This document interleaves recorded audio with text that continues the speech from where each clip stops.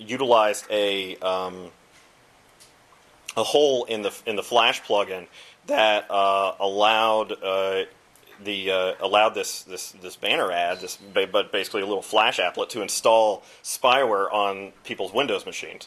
And supposedly there was some statistics to indicate that there may have been up to 1 million infected machines based on that. But one of the problems that you see with MySpace in particular is that they allow people to embed arbitrary plugin stuff by allowing them to put in the embed tag, so that people can put in things like Windows Media Player, applet stuff, QuickTime, and Flash things. And if there are any vulnerabilities in the plugin architecture for that, then it's extremely problematic. And then cookies are the same thing. A web application can kick back and set a cookie, and that potentially could have some kind of malicious information or malicious kinds of stuff in it, and make the client do bad things. So filtering at the code level, how you're going to do this is going to vary a lot based on the language or framework that you're using. There's a couple different kinds of levels where it can happen. A lot of frameworks will have some kind of level of built-in escaping where it tries to filter information by default.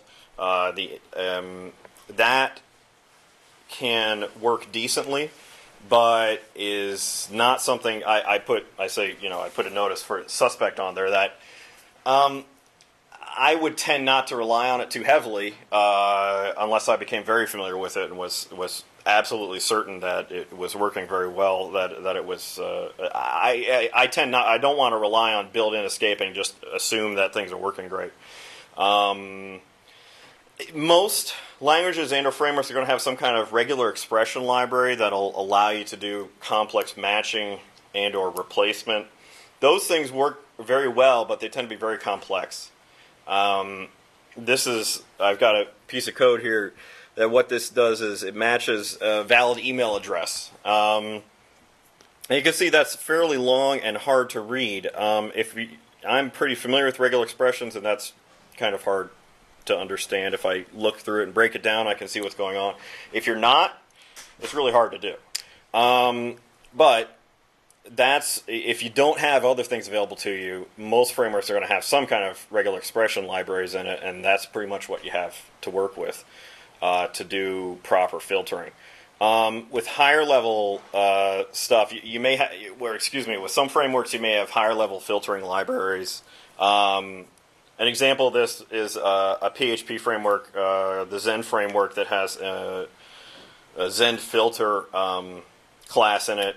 And the example here is a method called test email, and you can just pass it the incoming value, and it says, hey, is this an email or not? Or it can do things like just return all the alphanumeric characters, or just the alpha characters from a value, or just the numbers, things like that. Strip HTML tags out, things of that nature. So that's kind of where you do stuff programmatically. When you get into, one of the things is most web applications probably have some kind of database element that they're using to store data. That typically most web applications have to deal with storing or retrieving data for people.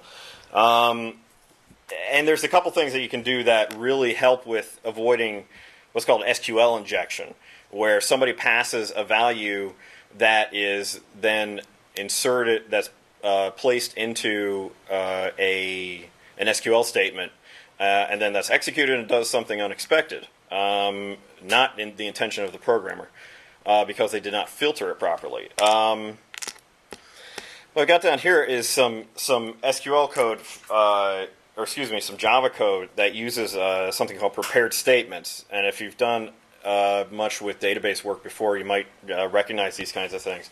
And it shows an example of something that is susceptible to SQL injection and something that's not. The advantage of using prepared statements is that it's going to pretty much solve all your SQL injection problems. It automatically escapes all the values that get pushed in, so that it's not going to be able to do something funky like, you're trying to just do a select against a particular table just to get out some information, and the string that gets passed in is formatted in such a way that it, say, reads out all the passwords to the user or something like that, or bypasses the standard authentication things or stuff like that. What you can see here in the protected from SQL injection one, the statement has sort of a placeholder. It says select email from member, the member table, where name is equal to, and then it has a question mark, and that's the placeholder for it. And then it uses a function to set what the value is for that placeholder, and then returns that. Again, using prepared statements is going to bypass your SQL injection stuff almost entirely, and unless your framework for some reason just doesn't support it, you really should be using these. There are a couple that don't. I think Ruby on Rails doesn't support prepared statements properly, but there are some other similar kinds of escaping that it can do, that kind of thing. If you don't have prepared statements, generally you're going to end up probably manually escaping input values when you put stuff together. There's some, in general, you're going to probably end up having to manually escape stuff sometimes. And that's going to vary. This is a little piece of PHP code where somebody was just doing a select. Somebody's just doing, building an SQL statement, a select that would go to a Postgres database, and you're using a function called PG escape string. That what that does is that escapes any funny characters in the value so that it can't do anything weird like manipulate the SQL so that it does something other than what the program intends. Again, that's going to vary quite a bit, or at least what the functions are is going to vary based on what language you're working with, what framework you're working with. But if you don't have prepared statement support for some reason, that's what you're going to need to do. Some more advanced stuff that you might do when you're working with SQL.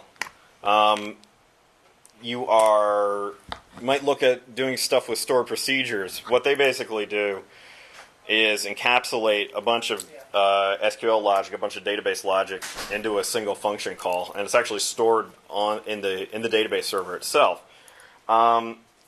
It makes it a lot harder to do SQL injections, although it's still possible if you're not careful.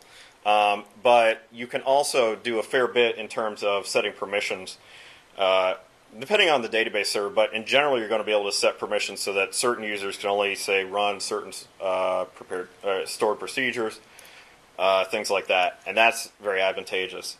The other thing, and something I really find very useful, and unfortunately I don't see used a lot, are views. SQL views are sort of they're kind of a read-only sort of virtual table that's based on a query that you run, and I have a little fancy diagram for that.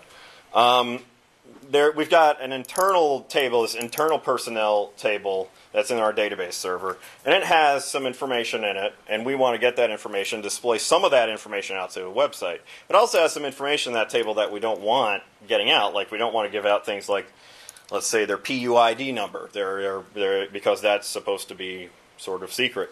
And things like their home email and phone and address, stuff like that. So instead of just, one way to do that, and a common way of doing that is, well, you just do your select against this same table, the internal personnel table, but you just wouldn't pick those fields. Well, one way to make it really sure that you're not going to be able to do anything, that nothing bad's going to happen, is you would create a view, and it might be set up in a whole separate section called public personnel, you could call that. And this view only has the information that that you want to be public. So say first name, last name, title, work email, work phone. And the web application, in this case, only would have permission to select and do queries against this public personnel table. So that way, it basically